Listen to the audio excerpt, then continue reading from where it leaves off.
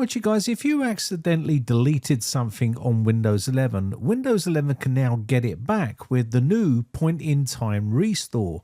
Point-in-time restore automatically captures comprehensive restore points on your system and then stores them locally on your device, a little bit like System Restore. But this is a complete new build from Microsoft to help restore operating systems, installed applications, system and app configurations, your settings, and local user files on that computer.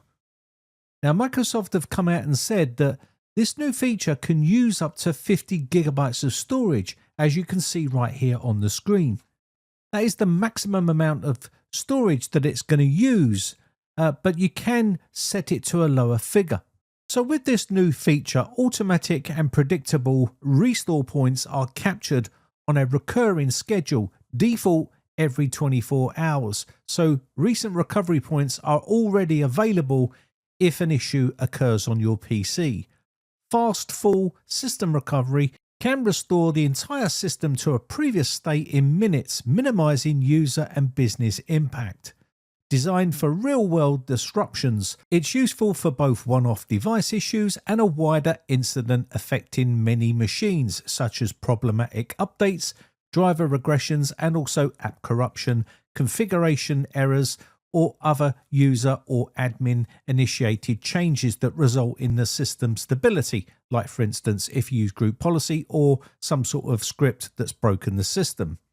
So this is built into Windows 11. The configuration is available within the system settings, and restore options are initiated through your Windows RE, providing a trusted recovery path even when the PC won't boot. So this is a great option for people that are having major problems with their PC that want to restore it back to the time when it was working correctly. Now, the restore time is dependent on several factors, such as changes that have occurred on the system since restore point captures on that system and system performance. So you may be wondering how point-in-time restore compares to System Restore. While both features use the volume shadow copy service under the hood, point-in-time restore is more comprehensive as it's built in with modern Windows PC management and recovery. You can see right here the differences on the screen. So I'll leave a link for this document in the video description. You can basically go through and take a look side by side the difference between point-in-time restore and System Restore, and there's quite a big difference between the two. Obviously, point-in-time restore is more configurable and much more better to use than System Restore, because System Restore has been around for a very long time.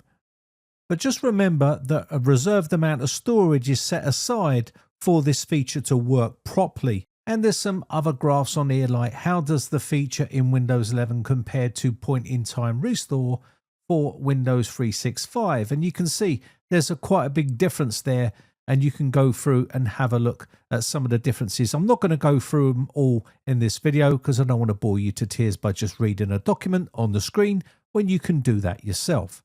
So one of the major downfalls, I think, of point-in-time restore is going to be the amount of storage that it's going to need to run efficiently. And you're going to need to make sure that you have enough storage on your drive to be able to run this particular feature. So it can be enabled or disabled if you're running on low storage space for your drive. I see so many people running their C drive at maximum capacity, and if that is you, then this application or feature is not going to be good for you, because if you only have a very small drive and it's going to take a maximum of 50 gigabytes, then you could be running out of storage space very, very quickly. So you're going to need to make sure you've got plenty of storage space on your drive to be able to use this feature.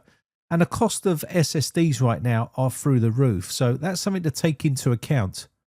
And you can see the configure point-in-time restore right here. You can turn it on or off, as I've shown you. You can also do restore point frequency. For default, it's every 24 hours. Options, you've got 4, 6, 12, 16, and 24 hours. Restore point retention, 72 hours. And options are 4, 6, 12, 16, 24, and 72 hours. And some of these are enterprise only, and some of them are home and pro and enterprise. So you can see it's broken down into the category right here. So default is 2% of disk space, and options are, percentage of your disk space, minimum 2 gigs, maximum 50 gigs, and that's on Home, Pro, and Enterprise. So depending on what you set it to, I should imagine.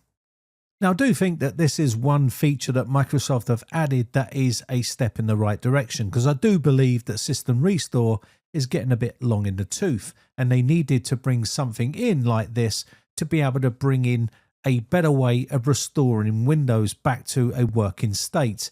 And this is exactly what this is going to do.